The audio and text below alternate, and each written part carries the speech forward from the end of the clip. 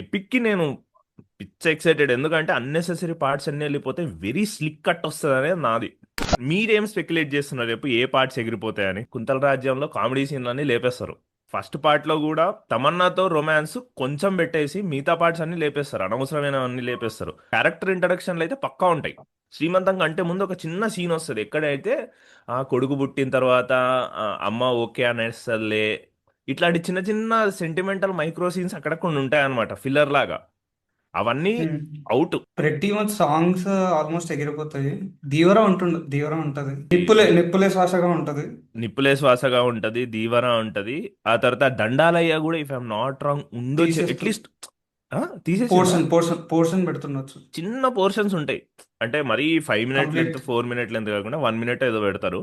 మనోహర అయితే మనోహరి complete out. మన ఇది కూడా అంటే కుంతల రాజ్యంలో అది వాళ్ళు వచ్చేటప్పుడు హంసనావ.